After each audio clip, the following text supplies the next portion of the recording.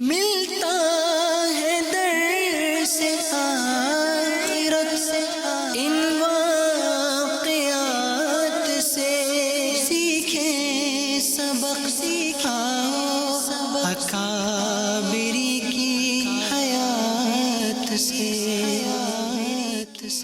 الحمدللہ رب العالمین والصلاة والسلام علی سید المرسلین اما بعد فاعوذ باللہ من الشیطان الرجیم بسم اللہ الرحمن الرحیم الصلاة والسلام علیکہ یا رسول اللہ وعلی آلک وصحابک یا حبیب اللہ الصلاة والسلام علیکہ یا نبی اللہ وعلی آلک وصحابک یا نور اللہ۔ پیارے اسلامی بھائیوں اور مدنی چینل کے ناظرین، پروگرام ہے ایک قصہ ایک سبق، اور آج ہم آپ کے سامنے انشاءاللہ الکریم موت کی ہولناکیوں کے متعلق بیان کریں گے۔ آئیے سب سے پہلے درود پاک کی فضیلت سنتے ہیں۔ حضور صلی اللہ علیہ وآلہ وسلم کا فرمان عالی شان ہے، جب آپس میں محبت رکھنے والے دو بندے باہم ملاقات کرتے ہیں اور نبی کریم صلی اللہ علیہ وآلہ وسلم پر درود پاک پڑھتے ہیں تو ان دونوں کے جدا ہونے سے پہلے ان کے اگلے پچھلے گناہ معاف کر دیے جاتے ہیں۔ ذکر و درود ہر گھڑی ورد زبان رہے، میری فضول گوئی کی عادت نکال دو، صلو علی الحبیب صلی اللہ علی محمد۔ حضرت سیدنا یزید رقاشی علیہ رحمت اللہ الکافی فرماتے ہیں، بنی اسرائیل کا ایک انتہائی مغرور آدمی اپنے گھر میں کسی فرد کے ساتھ تنہائی میں تھا۔ اچانک اس نے دیکھا کہ کوئی دروازے سے اندر آیا ہے۔ گھبرا کر فوراً غصے سے بھڑک اٹھا اور پوچھنے لگا، تم کون ہو اور کس کی اجازت سے میرے گھر میں داخل ہوئے ہو؟ آنے والے نے جواب دیا، میں گھر کے مالک کی اجازت سے داخل ہوا ہوں۔ میں وہ ہوں جسے اندر آنے سے کوئی پہرے دار روک سکتا ہے، نہ کسی بادشاہ کی اجازت درکار ہے اور نہ ہی کسی کا رعب و دبدبہ مجھے خوفزدہ کر سکتا ہے۔ مجھ سے کوئی ضدی اور مغرور شخص پیچھا چھڑا سکتا ہے، نہ کوئی سرکش بچ سکتا ہے۔ یہ سن کر اس مغرور آدمی کو انتہائی ندامت ہوئی اور اس کے بدن پر کپ کپی طاری ہو گئی، یہاں تک کہ اوندھے منہ گر گیا۔ پھر اپنے سر کو اٹھا کر ذلت اور بھیک مانگنے والے انداز میں کہنے لگا، اس کا مطلب ہے آپ حضرت ملک الموت علیہ السلام ہیں؟ کہا، میں ہی ملک الموت ہوں۔ مغرور آدمی نے پوچھا، کیا آپ مجھے کچھ مہلت دے سکتے ہیں تاکہ میں توبہ کر سکوں؟ حضرت ملک الموت علیہ السلام نے کہا، ہرگز نہیں، تیری مدت ختم ہو چکی ہے، سانسوں کی گنتی پوری ہو چکی ہے، وقت پورا ہو چکا ہے اور اب تیرے پاس کوئی راستہ نہیں بچا۔ مغرور آدمی نے پھر پوچھا، آپ مجھے لے کر کہاں جائیں گے؟ کہا، تیرے اس عمل کی طرف جو تو نے آگے بھیجا ہے اور اس گھر کی طرف جو تو نے تیار کیا ہے۔ اس نے کہا، میں نے کوئی نیک عمل آگے بھیجا ہے، نہ کوئی اچھا گھر تیار کیا ہے۔ حضرت ملک الموت علیہ السلام نے کہا، پھر تو جہنم کی وادی کی جانب لے جاؤں گا جو کہ گوشت کو بھون کر رکھ دیتی ہے۔ پھر آپ علیہ السلام نے اس مغرور آدمی کی روح قبض کر لی اور وہ اپنے اہل خانہ کے درمیان گر پڑا اور سب نے رونا دھونا اور چیخنا چلانا شروع کر دیا۔ حضرت سیدنا یزید رقاشی رحمت اللہ علیہ مزید فرماتے ہیں، اگر گھر والے اس کے برے انجام کو جان لیتے تو اور زیادہ روتے۔ صلو علی الحبیب صلی اللہ علی محمد۔ پیارے اسلامی بھائیوں، دیکھا آپ نے کس طرح یاد خدا و مصطفیٰ عز و جل و صلی اللہ علیہ وآلہ وسلم سے غافل عیاشیوں میں مصروف شخص کے پاس جب ملک الموت حضرت سیدنا اسرائیل علیہ السلام پیغام اجل لے کر تشریف لائے تو اس کی آنکھوں سے غفلت کا پردہ ہٹ گیا اور اس کی آنکھ کھل گئی اور پھر رونے اور گڑ گڑانے لگا، حالانکہ یہ شخص اس سے پہلے طرح طرح کے گناہوں میں ڈوبا ہوا تھا۔ لیکن جب حضرت اسرائیل علیہ السلام تشریف لے آئے تو فقط کفِ افسوس ملنے اور جان حوالے کرنے کے علاوہ کوئی چارہ نہ تھا، کیونکہ اس وقت موت کا فرشتہ کسی کو مہلت نہیں دیتا۔ پیارے اسلامی بھائیوں، دن اور رات گویا دو سواریاں ہیں جن پر ہم باری باری سوار ہوتے ہیں۔ یہ سواریاں مسلسل اپنا سفر جاری رکھے ہوئے ہیں اور ہمیں موت کی منزل پر پہنچا کر ہی دم لیں گی۔ کیا کبھی ہم نے غور کیا کہ دن کے گزرنے اور رات کے کٹنے پر ہم بہت خوش ہوتے ہیں، حالانکہ ہماری زندگی کا ایک دن یا ایک رات کم ہو جاتی ہے اور ہم موت کے مزید قریب ہو جاتے ہیں۔ ہماری حیثیت تو اس بلب کی سی ہے جس کی ساری چکا چوند اور توانائی پلاسٹک کے ایک بٹن میں چھپی ہوتی ہے۔ اس بٹن پر پڑنے والا انگلی کا ہلکا سا دباؤ اس کی روشنیاں گل کر دیتا ہے۔ اسی طرح موت کا وقت آنے پر ہمارا چاقو چوبند جسم اتنا بے بس ہو جاتا ہے کہ ہم اپنی مرضی سے ہاتھ بھی نہیں ہلا سکتے۔ اگرچہ یہ طے ہے کہ ایک دن ہمیں بھی مرنا ہے، مگر ہم نہیں جانتے کہ موت میں کتنا وقت باقی ہے۔ کیا معلوم کہ آج کا دن ہماری زندگی کا آخری دن یا آنے والی رات ہماری زندگی کی آخری رات ہو، بلکہ ہمارے پاس تو اس کی بھی ضمانت نہیں کہ ایک کے بعد دوسرا سانس لے سکیں گے یا نہیں۔ عین ممکن ہے کہ جو سانس ہم لے رہے ہیں وہی آخری ہو، دوسرا سانس لینے کی نوبت ہی نہ آئے۔ کیا خبر یہ بیان سننے کے دوران ہی حضرت ملک الموت علیہ السلام ہماری روح قبض فرما لیں۔ آئے دن یہ خبریں ہمیں سننے کو ملتی ہیں کہ فلاں اسلامی بھائی اچھے خاصے تھے، بظاہر انہیں کوئی مرض بھی نہ تھا، لیکن اچانک ہارٹ فیل ہو جانے کی وجہ سے چند منٹ کے اندر اندر ان کا انتقال ہو گیا۔ یوں ہی کسی بھی لمحے ہمیں اس دنیا سے رخصت ہونا پڑ سکتا ہے، کیونکہ جو رات قبر میں گزرنی ہے وہ باہر نہیں گزر سکتی۔ صلو علی الحبیب صلی اللہ علی محمد۔ پیارے اسلامی بھائیوں، ہمیں بھی مرنے سے پہلے موت کی تیاری کرنی چاہیے اور گناہوں اور غفلت بھری زندگی کو چھوڑ کر نیکیوں کی راہ پر گامزن ہو جانا چاہیے، ورنہ قبر و حشر کے عذاب کے ساتھ ساتھ اس سے پہلے موت کی ہولناکیوں اور سختیوں کا سامنا بھی کرنا پڑے گا۔ یاد رکھیے، جب کسی کی موت کا وقت قریب آتا ہے اور اس کی روح نکل رہی ہوتی ہے تو یہ انتہائی دشوار معاملہ ہے۔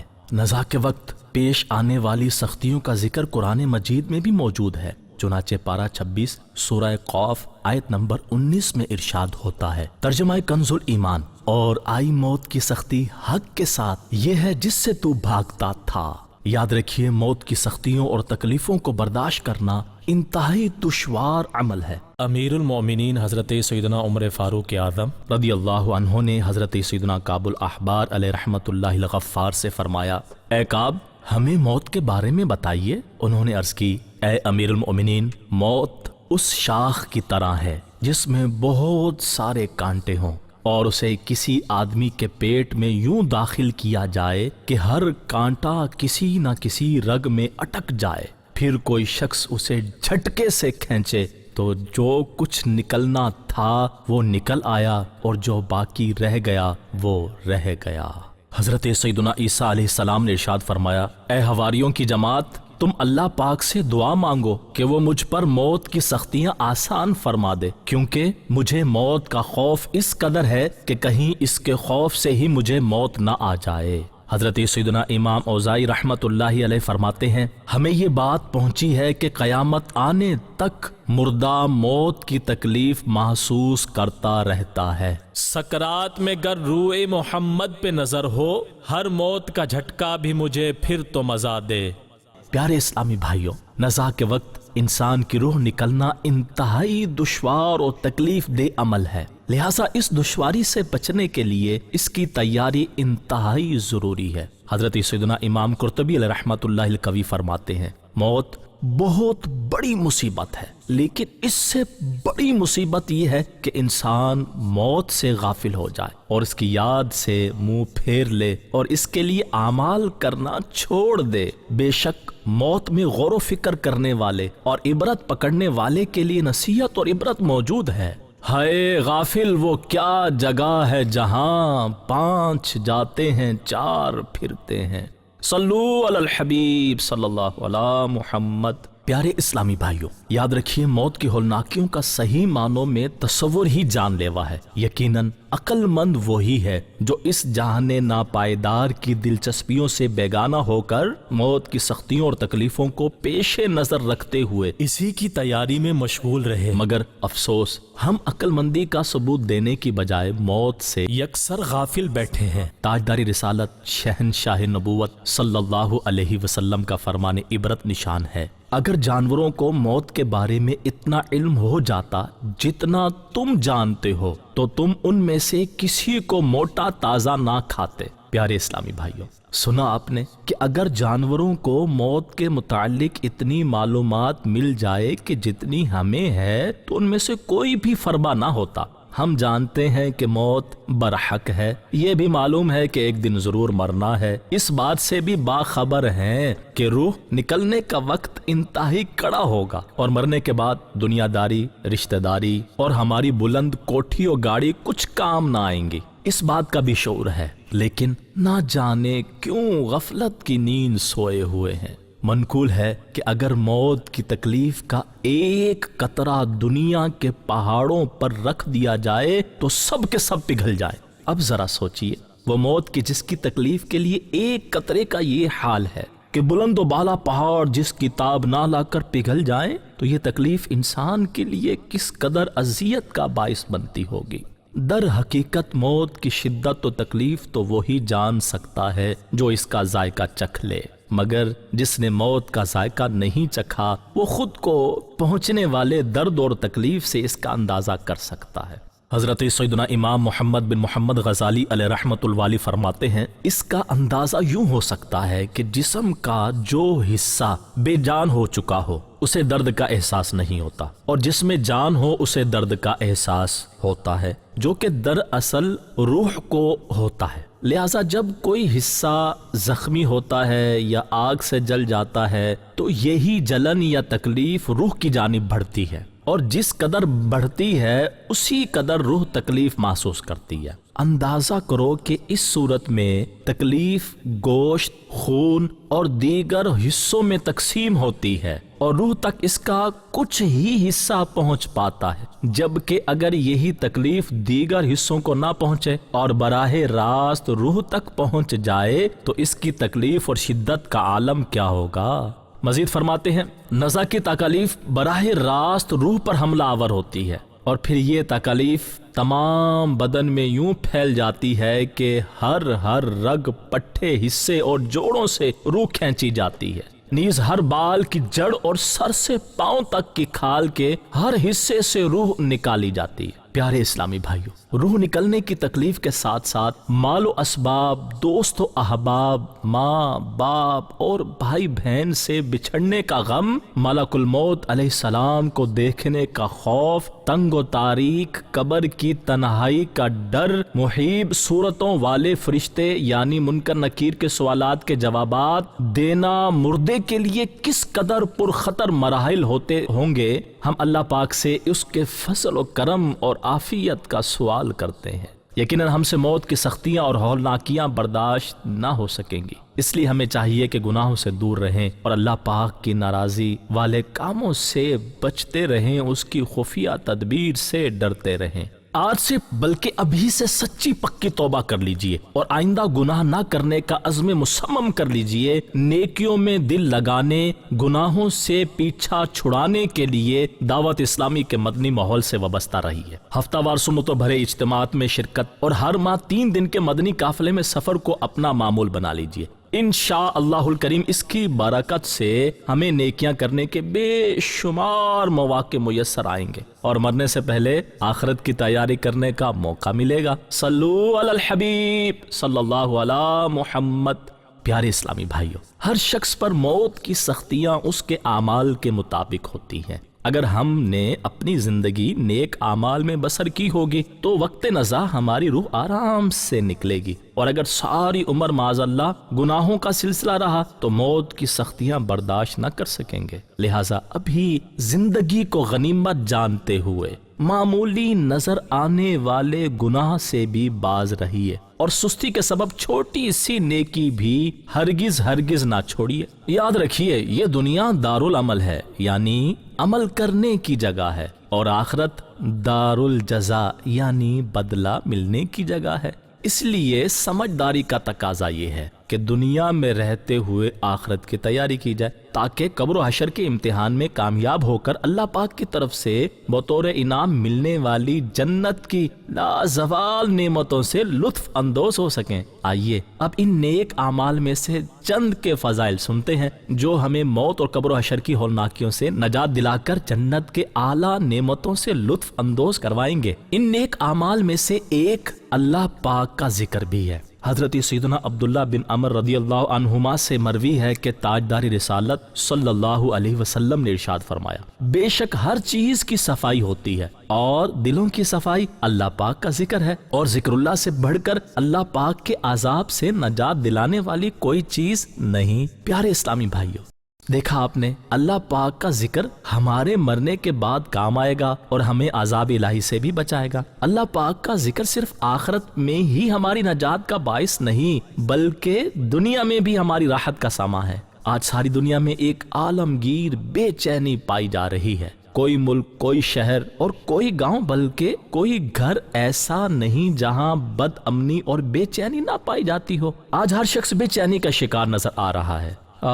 نادان انسان شراب و رباب کی محفلوں، سینما گھروں کی گیلریوں، ڈرامہ گاہوں، فوش اور یعنی سے مرصعات نائٹ کلبوں اور جنسی اور رومانی ناولوں کے مطالعے میں سکون کی تلاش میں سرگرداں ہیں، حالانکہ مومنوں کے دل تو ذکر اللہ اور تلاوت قرآن سے جلا پاتے ہیں اور اسی سے چین و سکون حاصل کرتے ہیں۔ اسی طرح پارہ 13 سورہ رات کی آیت نمبر 28 میں ارشاد ہوتا ہے، ترجمہ کنز الایمان، وہ جو ایمان لائے اور ان کے دل اللہ کی یاد سے چین پاتے ہیں۔ سن لو، اللہ کی یاد ہی میں دلوں کا چین ہے۔ پیارے اسلامی بھائیوں، معلوم ہوا کہ دل کا چین و قرار فیشن کی یلغار، مغربی تہذیب کی تمار، فحش گفتار میں، قدم قدم پر نافرمانیوں کی بھرمار میں ہرگز نہیں بلکہ یاد الہی اور کثرت سے ذکر اللہ کرنے میں ہے۔ لہٰذا ہمیں صبح شام اٹھتے بیٹھتے چلتے پھرتے ذکر اللہ کی عادت بنانی چاہیے۔ ذکر اللہ کے فضائل پر مشتمل 4 فرامین مصطفیٰ صلی اللہ علیہ وآلہ وسلم۔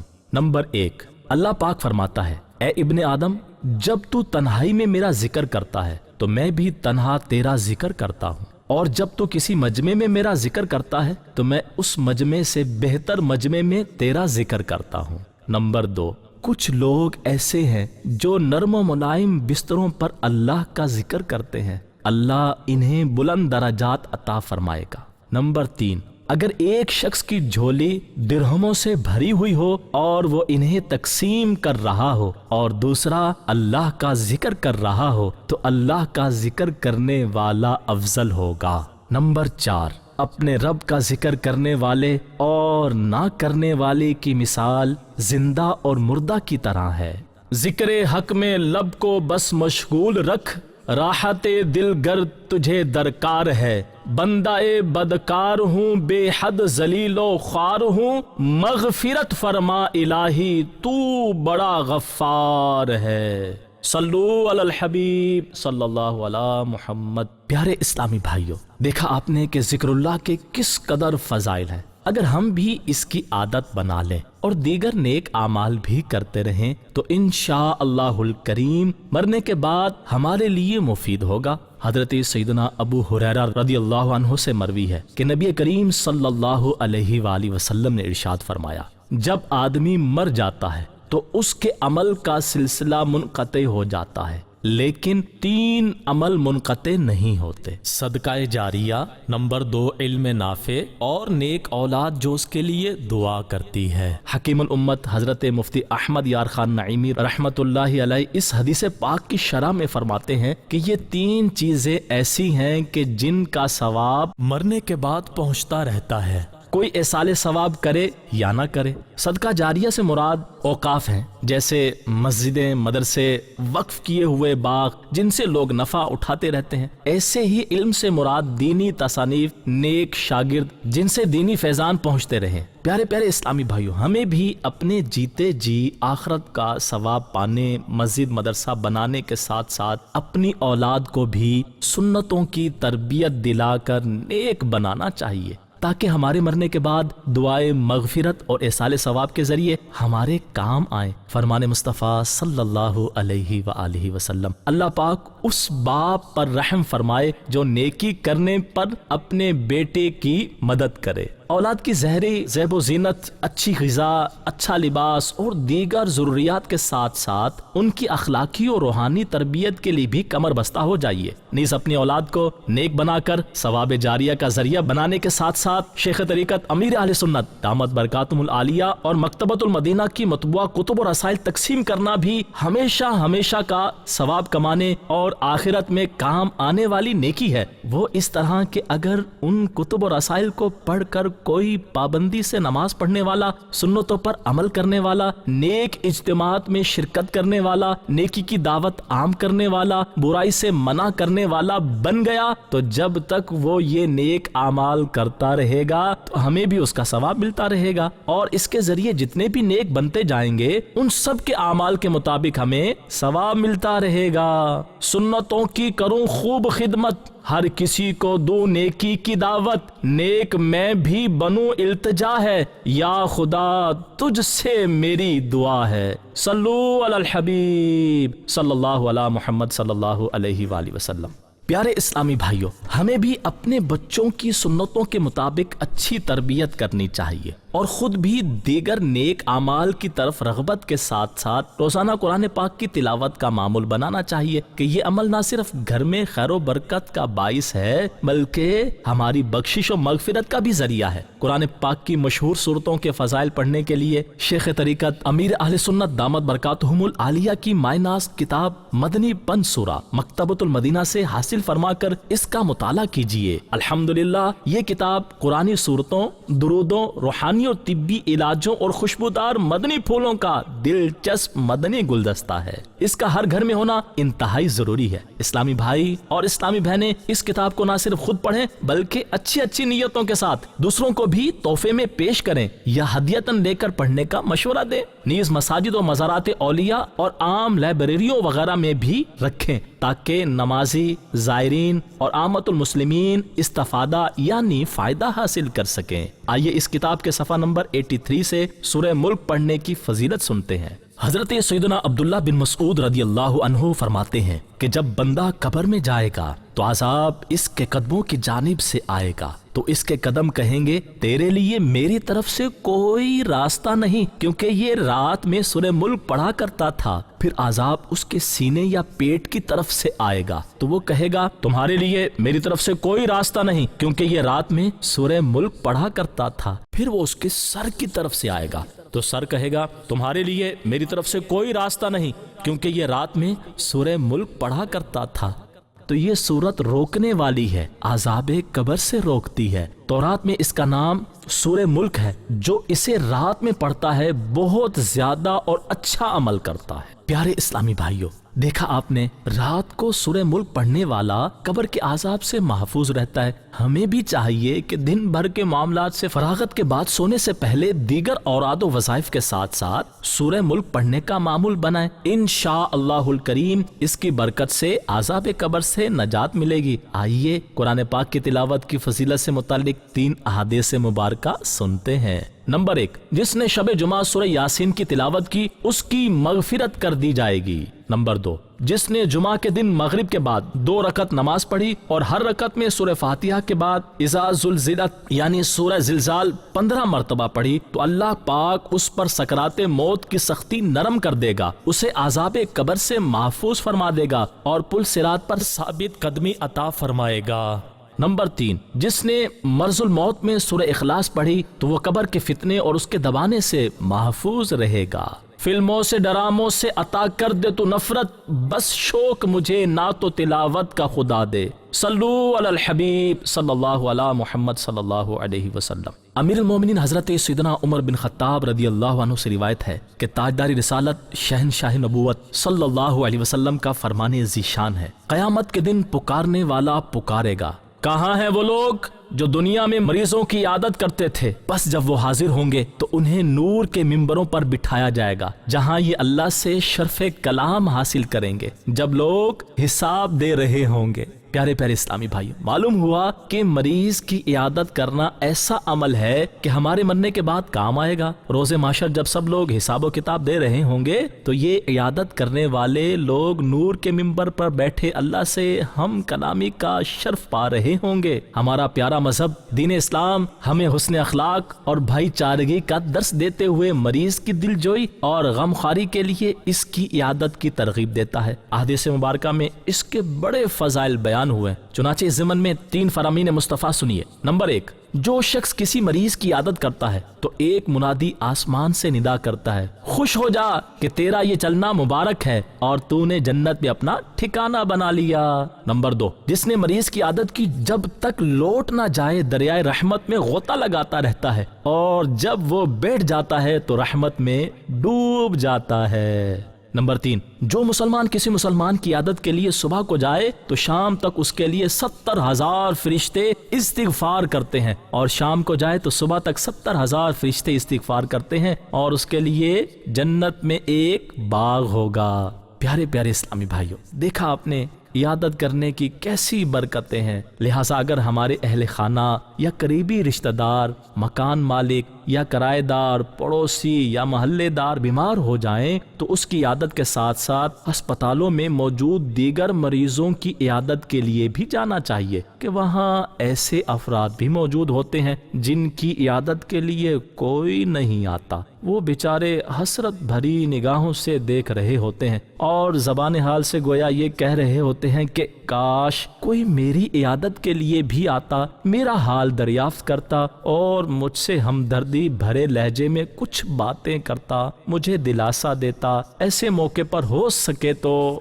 ہمیں اچھی اچھی نیتوں کے ساتھ ایسوں کی بھی عیادت کرنی چاہیے، کیونکہ اس میں ہماری آخرت کا ہی فائدہ ہے۔ اور مریض کی عیادت کرنا تو ہمارا ہفتہ وار نیک اعمال نمبر 53 بھی ہے، کہ کیا آپ نے اس ہفتے کم از کم ایک مریض یا دکھیارے کے گھر یا اسپتال جا کر سنت کے مطابق غم خواری کی، اس کو تحفہ پیش کرنے کے ساتھ ساتھ تعویذات عطاریہ کے استعمال کا مشورہ دیا؟ اللہ پاک ہمیں اپنی آخرت بہتر بنانے کے لیے مریض کی عیادت کرنے کی سعادت نصیب فرمائے، آمین بجاہ نبی الامین صلی اللہ علیہ وسلم۔ پیارے اسلامی بھائیو، آج کے پروگرام کا وقت اختتام کی طرف بڑھ رہا ہے۔ آئندہ ایک نئے واقعے اور سبق کے ساتھ حاضر ہوں گے، تب تک کے لیے اجازت دیجیے۔ دیکھتے رہیے مدنی چینل، صلو علی الحبیب صلی اللہ علی محمد۔ ملتا